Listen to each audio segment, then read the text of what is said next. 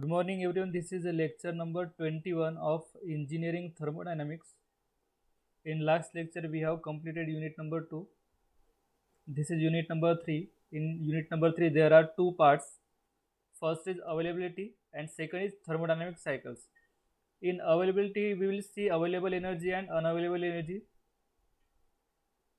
Uh, then we have some equations of available and unavailable energy. We will compare Carnot cycle and some journal cycle. Then we have Helmholtz and Gibbs function, irreversibility, and second law efficiency. Second law efficiency also called as effectiveness. Second part is thermodynamic cycles, in which we will see gas power cycle. Gas power cycles has air standard cycle, and air standard cycle are Carnot cycle, Otto cycle, diesel cycle, dual cycle, Breton cycle. These are some cycles which we will see in the second part of unit number 3.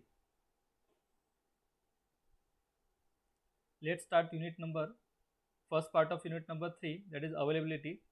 Now what is availability? We have already seen the second law of thermodynamics. In second law of thermodynamics we have seen heat engine, refrigerator and heat pump. Consider a heat engine in which heat is supplied to the engine and that heat is converted into work, but some part of heat is rejected. The rejected part of a heat is called as unavailable energy, and converted part of a heat, that is work done, is called as a available energy. If the energy is converted into useful form, then it is called as a available energy, and the energy is converted into unuseful form, that is rejected form or the waste, is called as unavailable energy. Therefore, the energy can exist in many forms. There are many forms in which energy can exist. But even under ideal condition, these form cannot be converted completely into work. This form of energy cannot be completely converted into work, and the form which convert into work is called as the available energy. This indicates that energy has two parts, available part and unavailable part. Means whenever heat is supplied to the engine and engine convert that heat into work, but some part of heat supplied is rejected, and the rejected part is unavailable energy because that part is not converted into desired work. The part of energy which is converted into desired work done is called as the available part. Available energy is the maximum portion of energy which could be converted into useful work by ideal processes, which reduces the system to the dead state. Available energy is the maximum portion of energy which is converted into useful work. The energy which is converted into useful work is called as available energy. Because there can be only one value of maximum work which the system alone could do while descending to its dead state, it follows immediately that available energy is a property.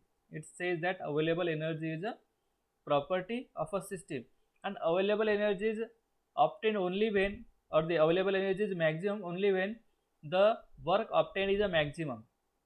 It means the rejected form of energy or the unavailable form of energy should be minimum, since heat is supplied and that heat is converted into two part of energy, available energy and unavailable energy. To have available energy is maximum,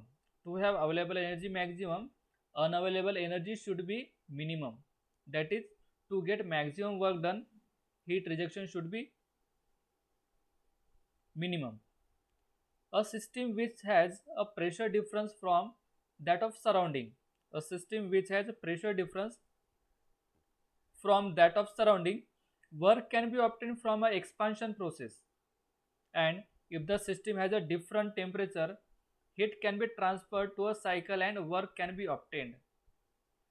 Okay, in this, if there is a temperature difference between system and surrounding, if during the expansion process work done will obtain, if there is a temperature difference between system and surrounding, during a cycle, then work done can be obtained. But when the temperature and pressure becomes equal, when the temperature and pressure becomes equal to that of the earth, that is earth is surrounding, transfer of energy ceases. Transfer of energy ceases means stops. If there is no temperature and pressure difference between system and surrounding, then no transfer of heat, there is no heat transfer and there is no pressure change between system and surrounding, means change of pressure and change of temperature stops. And although the system contains internal energy is unavailable energy. We know that atmosphere has some pressure as well as a temperature. Since the atmosphere has some pressure and temperature, it consists of some internal energy. It consists of some internal energy. When the system reaches to the surrounding temperature and pressure, even though the system has some energy, that form of energy is called as a internal energy, and that internal energy is unavailable part because that not been converted into useful work. Summarily, available energy denotes the latent capability of energy to do work, and in this sense it can be applied to energy in the system in the or in the surrounding. The theoretical maximum amount of work which can be obtained from a system at any state P1 and P2 when operating with a reservoir at a constant pressure and temperature P0 and T0 is called as a availability. Means work done will be maximum when heat transfer or the heat rejected, the form of energy which is rejecting a heat has a temperature equal to the atmospheric temperature. P0 is the atmospheric pressure and T0 is the atmospheric temperature. If the heat rejected is equal to the heat of a surrounding, or the temperature of a heat rejected is equal to temperature of surrounding, in that case only the maximum amount of heat is converted into useful work, that is available energy. Available energy referred to a cycle. Consider this is a heat engine. Heat supplied to the engine. Q1 is a heat supplied to the engine, and whatever heat is supplied to the engine, the part of heat is converted into work done, and the part of energy which is converted into work done is called as a available energy. And the part of energy or the part of heat is rejected to the surrounding, it's called as a unavailable energy. In case of heat engine, source is a combustion chamber and sink is the atmosphere because heat is rejected to the atmosphere. From combustion chamber, whatever heat is generated in the combustion chamber, that heat is supplied to the engine. That heat is supplied to the engine. Suppose 10 kilowatt of heat is supplied to the engine, and out of 10 kilowatt, 8 kilowatt work is generated by the engine. Then rejection is 2 kilowatt. 2 kilowatt of heat is rejected. Q2 is a heat rejected, Q1 is a heat supplied, and work done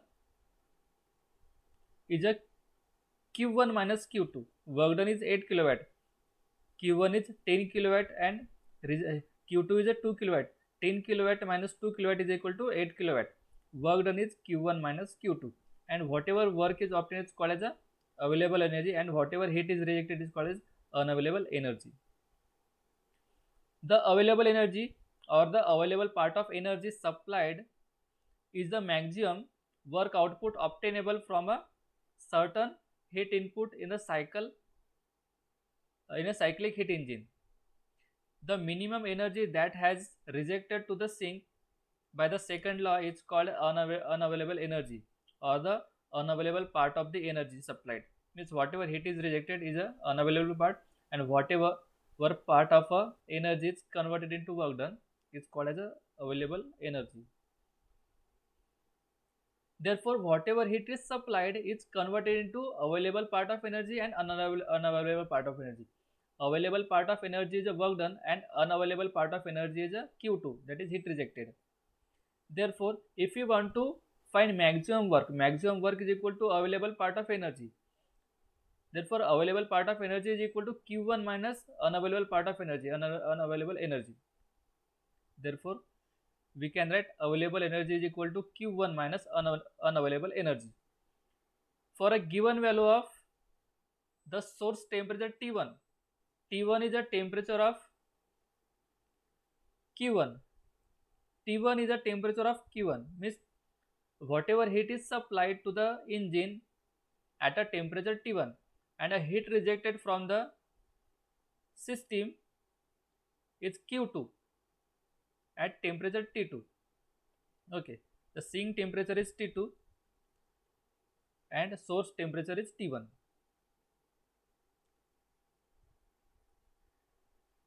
Then the efficiency of heat engine is 1 minus T2 upon T1.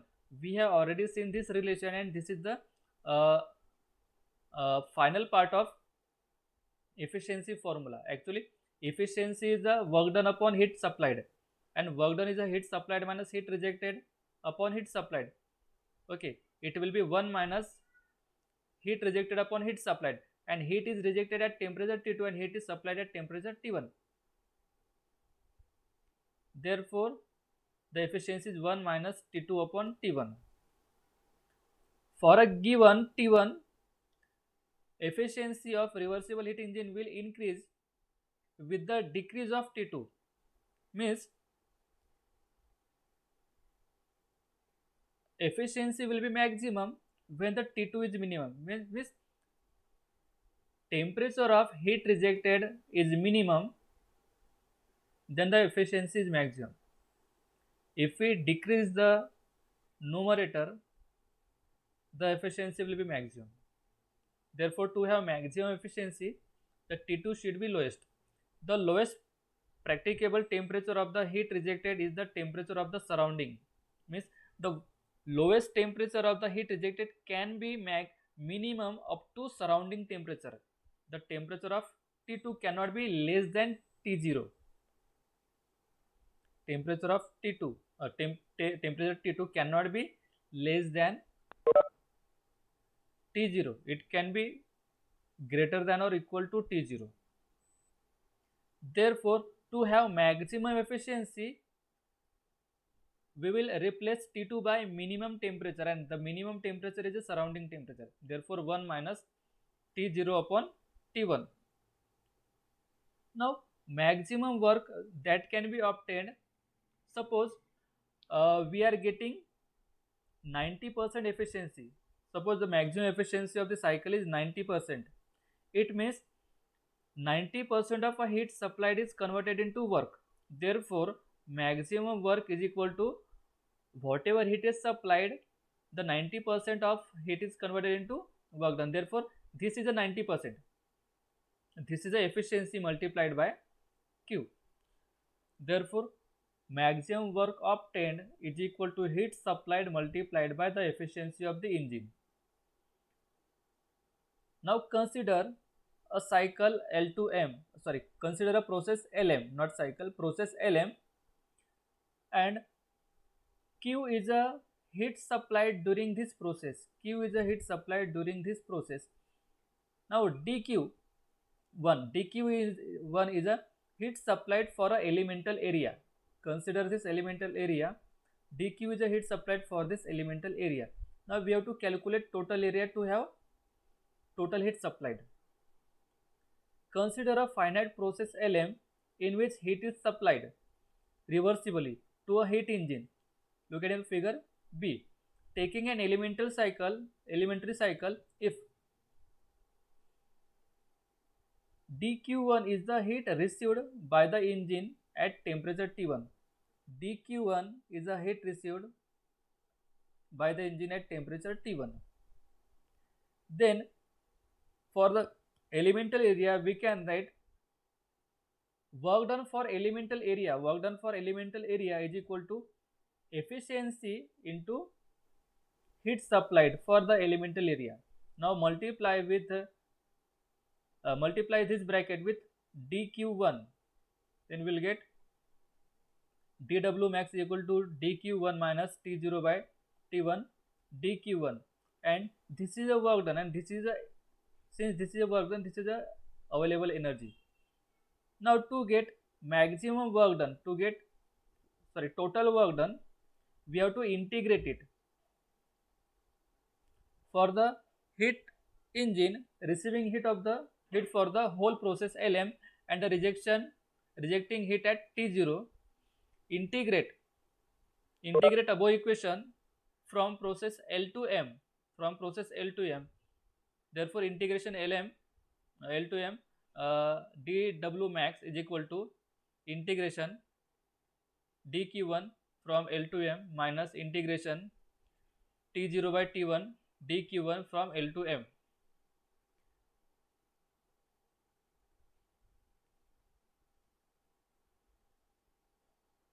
Now the integration of dW max is equal to W max from L to M. We will write W max or WLM, and W max is the available energy. Now the integration of dq1, this is a heat supplied to the elemental area. When we integrate it, we will get heat supplied to the total during the total process and the process is L to M, therefore QLM. Now T0 by T1 into dq1, dq1 upon T1 is a entropy is a dq1 upon T1 is a entropy, means ds. T1 is a constant, T0 is a constant because it is atmospheric temperature, take it outside. dq1 upon T1 is a ds, and integration of ds is equal to d1 minus d2, and the process is L to M, therefore dl to SL to SM, SL minus SM.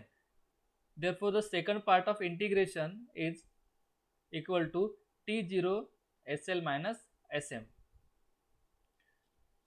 Now this work done is a maximum when heat is supplied to the system is a QLM, and this is a heat rejected, therefore this is the available part of energy, this is heat supplied, and this is a heat rejected. Therefore available part of energy, that is this part of energy, is equal to QLM minus W max. Take this portion on left hand side, that is unavailable energy, is equal to QLM minus W max. It means when we subtract work done from heat supplied, we get heat rejected, and heat rejected is unavailable part, and unavailable part is equal to T0 SL minus SM. Therefore unavailable is equal to T0 SL minus SM.